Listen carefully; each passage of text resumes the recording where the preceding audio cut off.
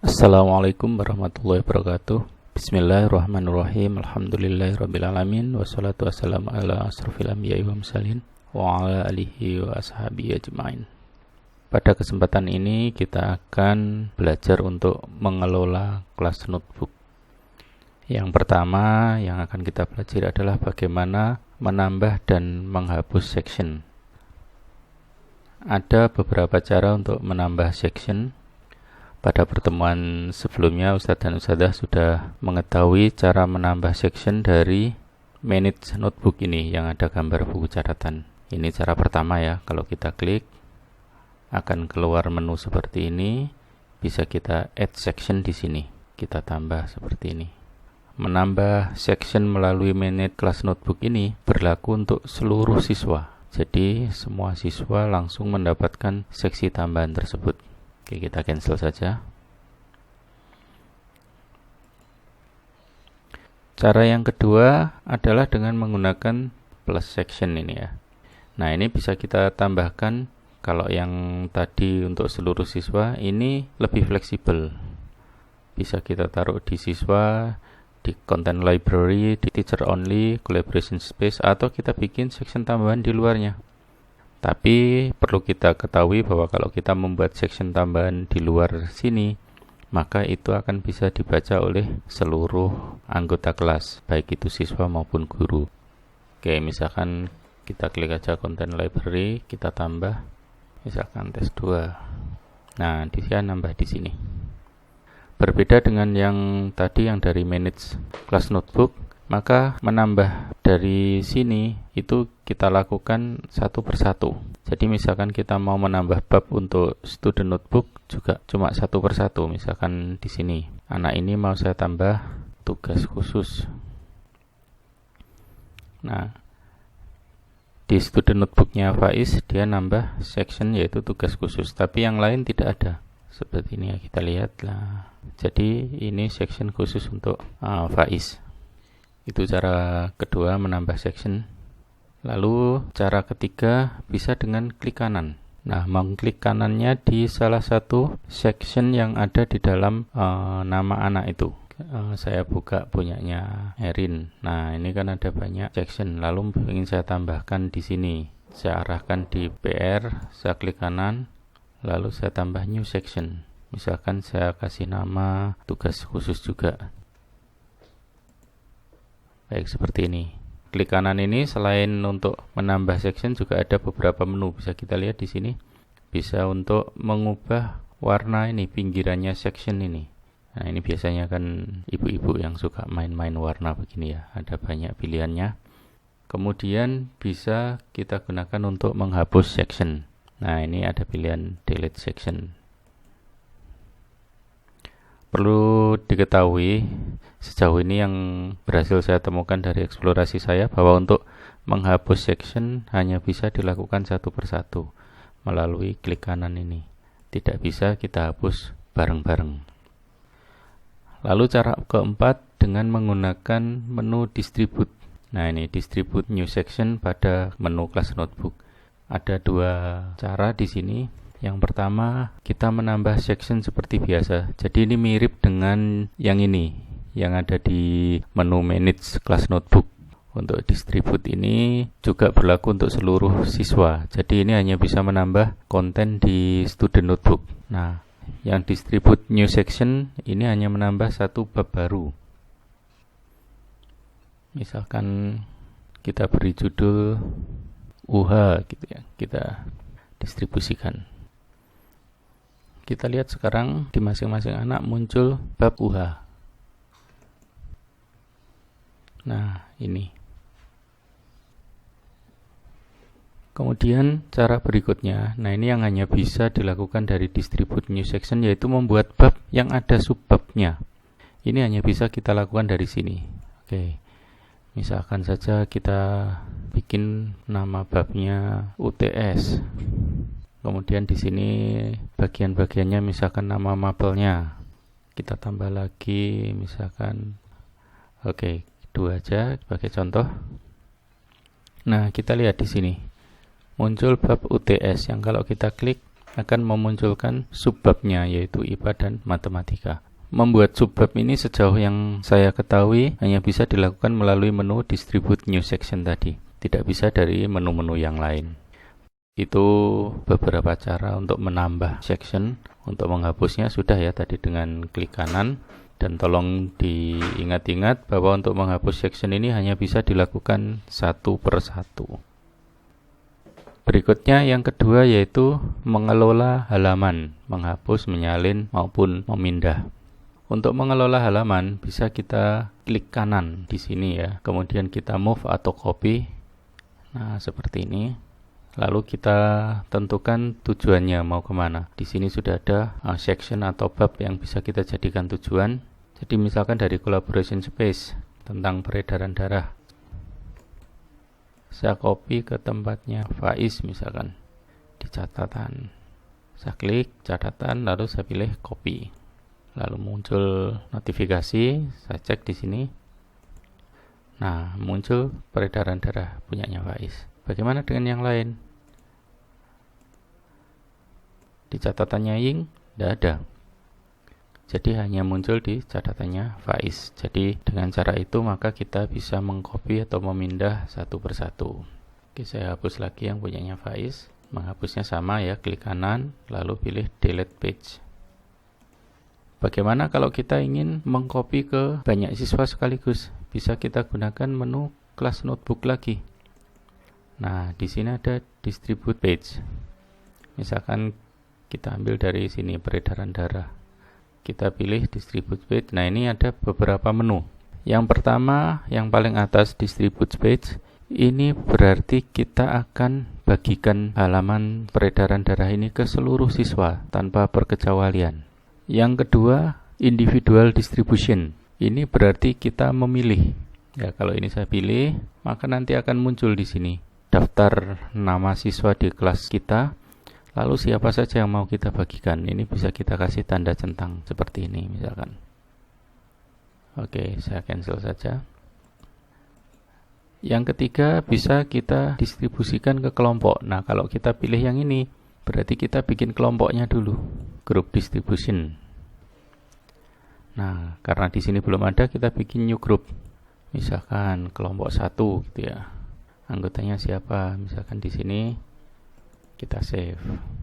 Nah, bisa kita bagikan langsung kelompok 1 atau kita bikin dulu kelompok baru. Misalkan di sini kelompok 2. Una dan Faiz. Nah, di sini muncul kelompok yang kita buat tadi. Tinggal kita pilih kelompok mana yang akan kita beri halaman ini. Misalkan kita kirim ke kelompok 2. Pilih next. Berikutnya, halaman itu mau kita kirimkan ke bab yang mana dari catatan siswa. Misalkan kita pilih aja di PR, lalu kita distribusikan. Oke, sudah selesai. Akan kita lihat. Tadi kita bagikan ke kelompok 2, yaitu Faiz dan Una. Kita lihat di sini, bagian PR.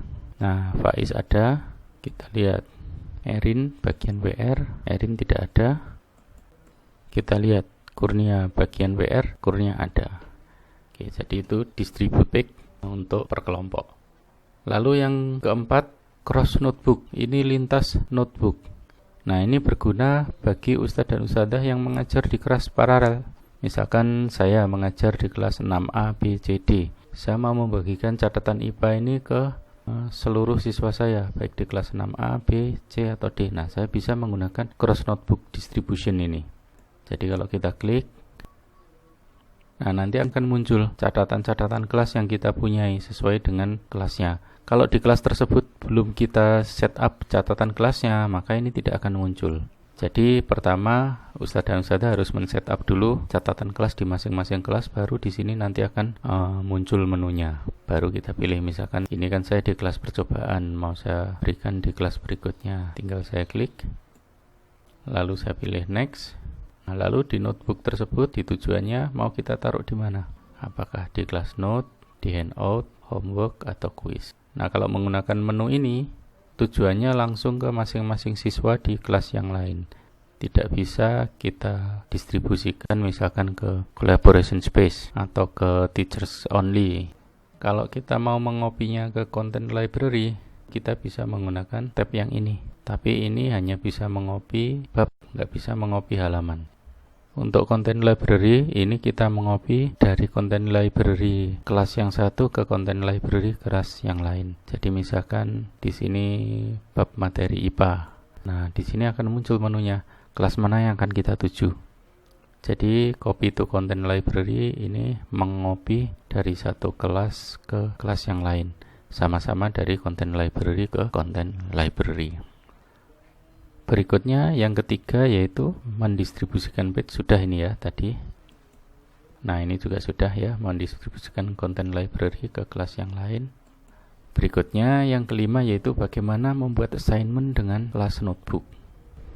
Untuk membuat assignment dengan kelas notebook caranya hampir sama dengan membuat assignment biasa ya. Ustadz dan Ustadzah tentunya sudah paham, yaitu kita klik tab assignment di sini. Nah, lalu saya pilih create. Create-nya hanya bisa bertipe assignment kalau kita mau menggunakan kelas notebook sebagai tugas ya. Kita nggak bisa menggunakan tipe yang quiz, karena tipe yang quiz ini khusus untuk form saja. Kita pilih assignment. Nah, muncul poin-poin seperti biasa ya. Kita kasih judul misalkan, lalu kita kasih perintahnya apa. Nah, poinnya di sini, add resource ini. Add resource-nya kita pilih kelas notebook. Lalu akan muncul kelas notebook mana yang akan kita jadikan tugas. Saya ambil saja misalkan di catatan IPA, tadi ada yang gambar peredaran darah tadi. Lalu pilih attach. Uniknya di sini langsung muncul tugas tadi mau kita kirimkan kemana di catatan siswa. Misalkan akan kita masukkan ke LKS. Sudah, kita pilih dan. Berikutnya tinggal kita atur-atur lagi yang lain ya. Waktunya kapan, batas akhir pengumpulannya, apakah kita kirim ke seluruh siswa atau kita pilih siswa-siswa mana saja yang perlu kita kirimi. Kalau kita anggap sudah fix, misalkan di sini kita kasih instruksinya apa. Lalu kalau sudah kita pilih assign. Kita bisa lihat di pengumuman ya. Di sini muncul assignment tugas IPA. Lalu anak-anak lihatnya bagaimana? Bisa langsung di kelas notebooknya. Coba kita lihat tadi kan masuknya di LKS ya. Nah, ini kita lihat LKS-nya sudah ada peredaran darah. Lalu yang siswa yang lain kita lihat LKS-nya juga sudah ada peredaran darah. Nah, ini juga sudah ada peredaran darah. Jadi langsung masuk ke to the notebook masing-masing siswa. Bisa dipahami ya.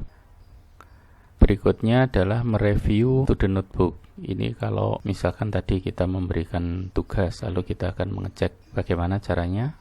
Langsung aja pakai menu kelas notebook ini, lalu pakai menu review student work.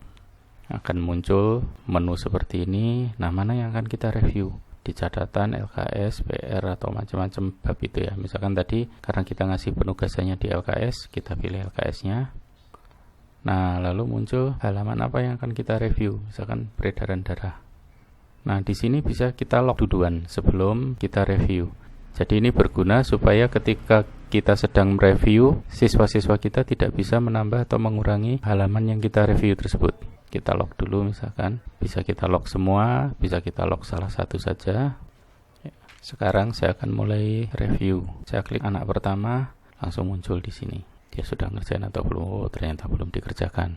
Saya klik anak kedua, nah muncul lagi.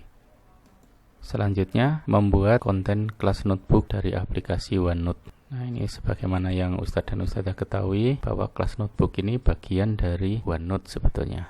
Caranya bagaimana? Kita kembali ke menu Office 365. Nah, ada banyak aplikasi ini. Kita buka sekarang aplikasi OneNote. Nah, enaknya dengan aplikasi OneNote itu semua catatan yang kita buat di semua kelas akan muncul di sini. Ini saya punya catatan atau notebook di kelas percobaan, lalu ada kelas eksperimen. Nah, termasuk catatan yang tipenya bukan kelas notebook juga muncul di sini. Contohnya ini, catatan di grup SD Lukman Al-Hakim. Padahal ini kan tipenya bukan kelas notebook tapi PLC. Tetap muncul di sini semua. Nah, ini lebih memudahkan Ustadz dan Ustadzah kalau Ustadz dan Ustadzah mengajar di kelas paralel. Sehingga untuk mengisi konten dari sini kita tidak perlu gonta-ganti grup kelas gitu ya. Langsung saja kita manage dari sini, nanti kita bagikan ke kelas masing-masing. Saya coba di kelas percobaan. Nah, isinya hampir sama dengan kalau kita buka dari Teams tadi. Tetap menunya seperti ini. Cuma tambahnya di sini kan kita bisa nambah kelas di sini. Kita ada kelas percobaan, kelas eksperimen, SD dan sebagainya. Perlu diketahui, walaupun ini kita bisa membuat banyak notebook sekaligus, tetap kita tidak bisa mengcopy paste dari satu halaman di sebuah notebook ke notebook yang lain begitu saja. Kita hanya bisa melalui cross notebook distribution ini. Berikutnya, mengelola kelas notebook dari aplikasi kelas notebook. Nah, kalau ini kita buka OneNote ini untuk mengisi kontennya ya. Sekarang untuk mengelola, kita bisa manfaatkan aplikasi yang lain yaitu kelas notebook. Nah, ini bisa create, yaitu membuat kelas notebook baru.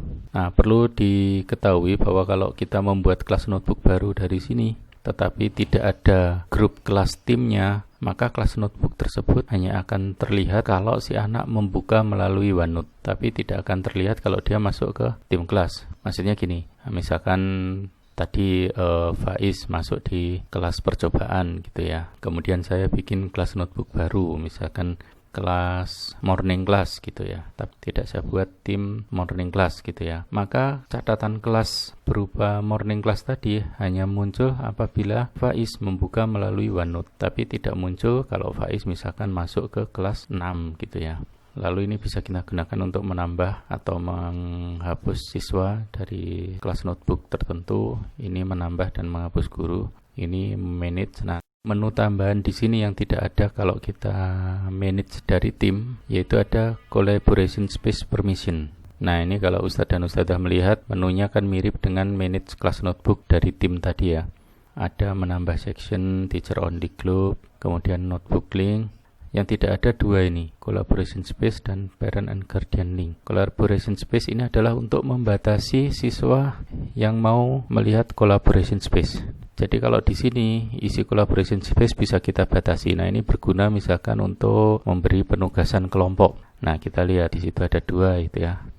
Yang bisa diatur di collaboration space ini per bab, tidak bisa per halaman ya. Jadi babnya yang kita batasi. Nah, misalkan saya bikin add section lagi. Lalu siapa yang bisa membaca dan mengedit? Tadi misalkan kelompok 1 isinya Faiz dan Erin. Maka nanti yang bisa membaca dan mengedit hanya Faiz dan Erin. Una tidak bisa. Kemudian di sini bisa kita centang, bisa tidak. Kalau kita centang, itu artinya anak yang tidak dipilih di sini, yaitu Kurnia ini, dia tetap bisa membaca isi tugas kelompok 1 walaupun dia tidak bisa mengedit. Tapi kalau centangnya kita hilangkan, maka tugas kelompok 1 ini tidak akan muncul nanti di kelas notebooknya Una, sehingga Kurnia ini tidak bisa membaca. Oke, lalu kita create. Jadi ini menu tambahan yang hanya bisa kita gunakan apabila kita membuka catatan atau kelas notebook melalui aplikasi kelas notebook. Lalu di sini ada parent and guardian link.